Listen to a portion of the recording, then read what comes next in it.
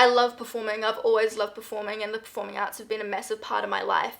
And a couple years back I got really unwell and I couldn't be on stage anymore, but I kind of found a way around it. I found a way to still be involved in the arts, still get that buzz from being there at competitions and at performances and giving others the opportunity to perform by being an arts captain and doing lots of behind the scenes stuff and organising different events and competitions and things like that.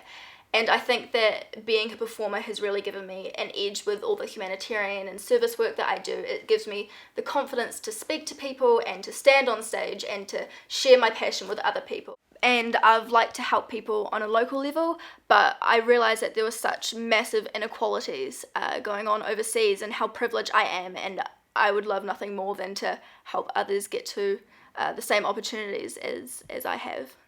Right, so this is a poster that we have made for our 40-hour famine campaign this year, and one of the main ways that we're going to use it is we have an event coming up called the Walk for Refuge, where we are inviting members of the community and from schools all around the region to come and join us as we do a loop walk, raising funds and awareness for refugee children in Jordan.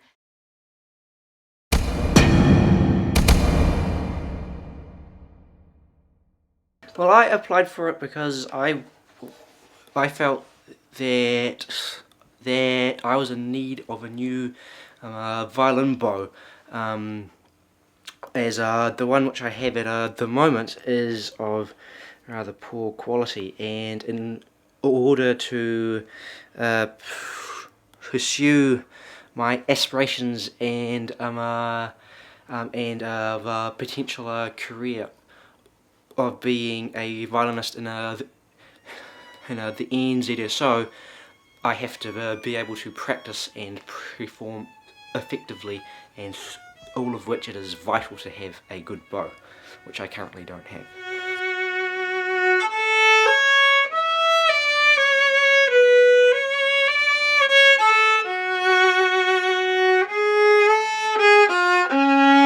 It's often said that music is a language, and I think for Zephyr that would be true, wouldn't it? Yeah. That's probably the place where Zephyr communicates most definitely. most clearly. So it's his voice, if anything is. I'm aware also that Zephyr is notable for his academic achievements as well, specifically in regard to history studies and also his general academic achievements. So it's not surprising that he would be an excellent violinist, given that music and academic studies so often coincide. He's a wonderful violinist, and I'm sure he's only going to get better.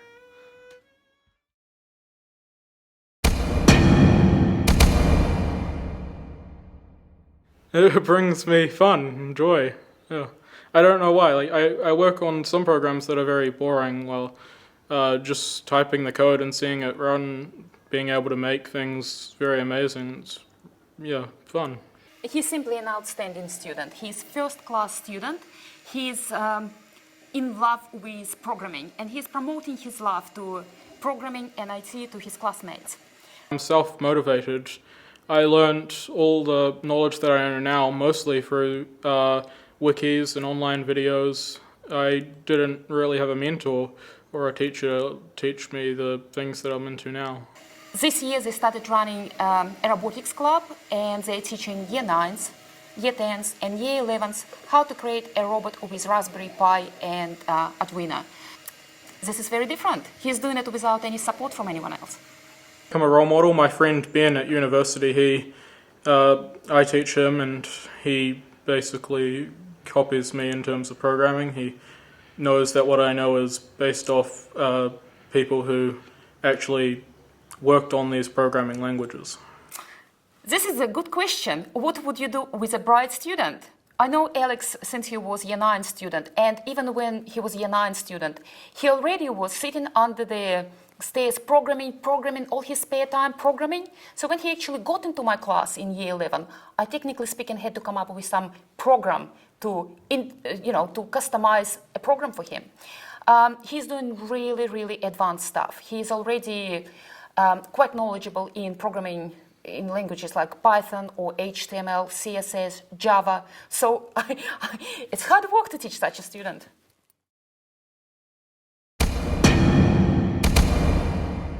Przyjaciółka is from Poland. My grandparents came over here during World War II as part of like refugees and everything. My granddad, he used to do all like the swimming and running and stuff, and he beat some famous runner who later went on to the Olympics. There's like this AWOD squad that I got part of in Wellington. Through that I managed to find Mark Harris, who's a coach based in Masterton. He's kind of taught me all these different things with running that I had absolutely no idea on beforehand, with like nutrition, strength and conditioning. And every week he would bring out a training schedule. This one here is the College Sport Wellington cross country event that was also held at Trentham. For the last 4 or 5 years I've gotten a top 10 placing. I think last year I got 5th. And I really wanted to get this one, and one of the hardest races I've done, but also one of the ones I'm most proud of.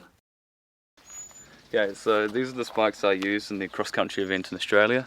Really good event. Some pretty crazy stuff that I managed to see there. There was some kangaroos that were on the course when we were running, so I had to try and avoid those.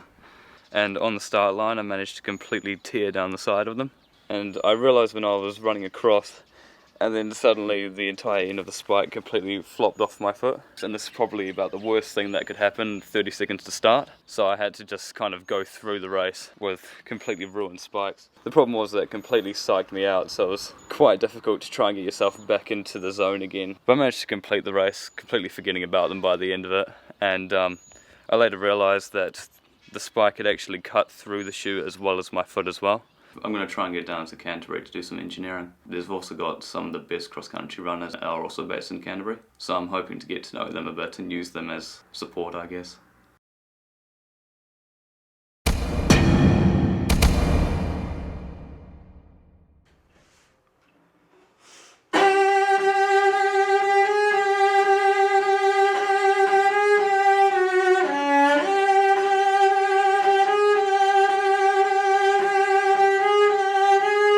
I live in Year 8 and I study a performance cello degree at the New Zealand School of Music, and I also do film studies.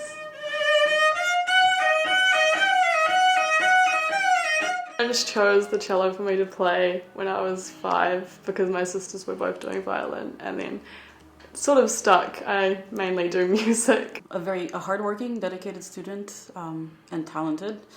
And I think the most important thing that I look for in a student is the curiosity and drive, and she's definitely exemplifies those two things. I want to win the competition this year so I can play solo in the Michael Fowler Centre. I would be playing Shostakovich's Cello Concerto No. 1 in E-flat major.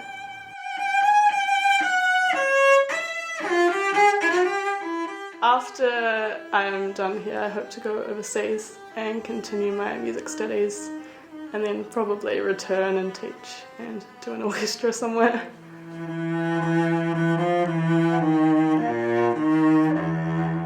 One of the ones I really like is being part of the National Youth Orchestra.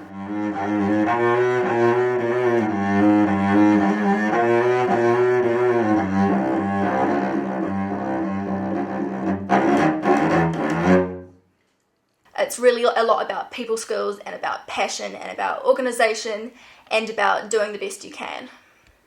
I consider music to be my language.